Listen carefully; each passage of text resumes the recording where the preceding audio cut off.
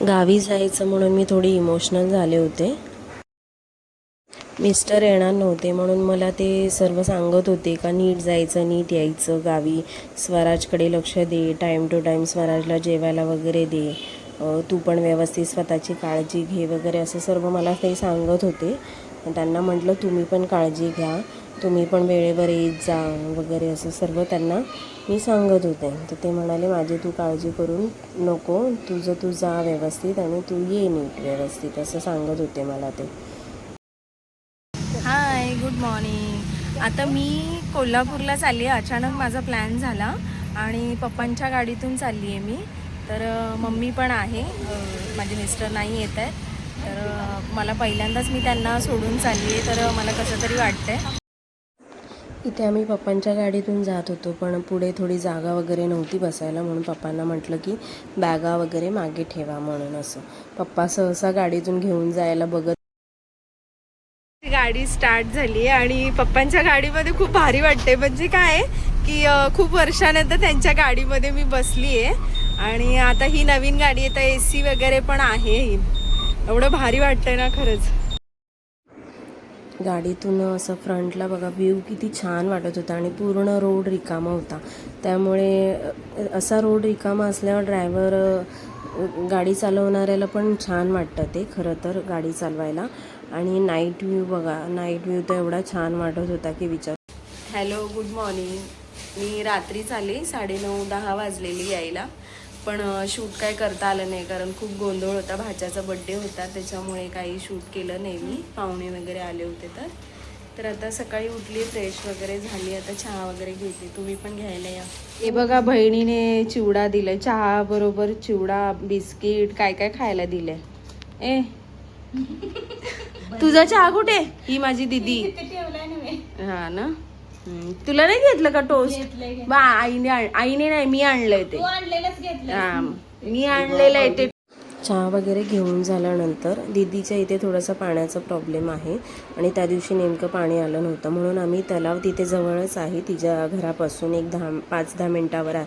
तलावाला आम्ही कपडे धुवायला गेलो होतो, मी, माझी बहीण वगैरे. धुणारी माणसं किती आहेत? एकटी फक्त.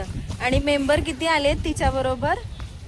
मी एक आहे, मी तर आहेच, आणि ही पण आली माझी भाची. आणि इकडे दादा आम्हाला घ्यायला आले आणि तिकडे बघा ती आली. तिघी चौघी झाले. धुणारी एकटीच आहे. दिसत नाही? हा, दिसत. एकटी आली आणि आता ही तिसरा मेंबर. धुणारी किती आहे? फक्त एकटी धुते आणि 4-4 मेंबर आले तिथे. आणि बघा पोरींनी आमच्या काय जमा केलंय ते. गाडीवरून चालली दादांच्या, कपडे एवढी घेऊन, अजून थोडी आहेत बाकी. हा, जावा, चला, बाय बाय. तलावाच्या इथे छोटंसं गणपतीचं मंदिर आहे, तिथे आम्ही पाया वगैरे पडलो, दर्शन घेतलं. ते मंदिर पण एवढं शांतता छान वाटत होते तिकडे. घरी गेल्यानंतर दीदीने नाश्त्याची तयारी. दीदी काय बनवते नाश्त्याला? आप्पे बनवते. जरा रेसिपी सांग ना मला. तसंही मी बरेच दिवस खाल्ले पण नाहीत बाबा, बरेच दिवस काय वर्ष झालीत आप्पे खाल्ले नाहीत. रेसिपी सांग ना मला जरा. हे तांदूळ आणि डाळ वाटून आणले.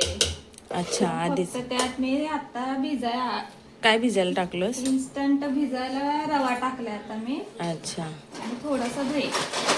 रवा आणि थोडंसं दही आणि वाटून. वाटलेली डाळ, तांदूळाचं पीठ. डाळ कसली डाळ होती? उडदाची डाळ. अच्छा, उडदाची डाळ आणि हे ते वाटून आणले, त्याच्यात रवा मिक्स केला सकाळी. आणि कांदा, टोमॅटो. भिजत म्हणजे घालायची गरज नाही ना, लगेच? एक तास झालं घातले. अच्छा.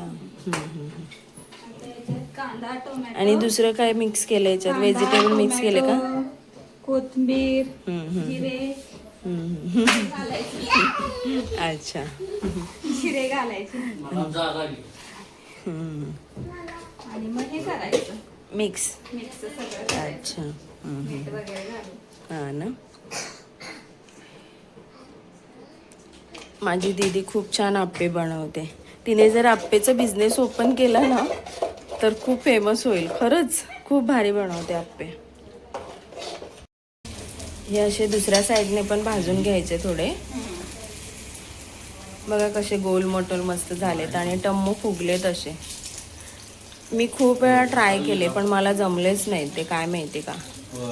हे रव्याचे पण होतात चांगले. हा ना. पण कसं करत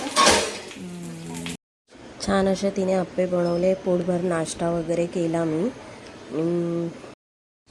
इथे स्वराजने नाश्ता वगैरे केला नव्हता म्हणून दीदीने त्याला चिवडा वगैरे खायला दिला. भाचा पण होता बसलेला, तर नाश्ता वगैरे त्यांनी केला. परत संध्याकाळी जेवणासाठी छान असा मेनू होता.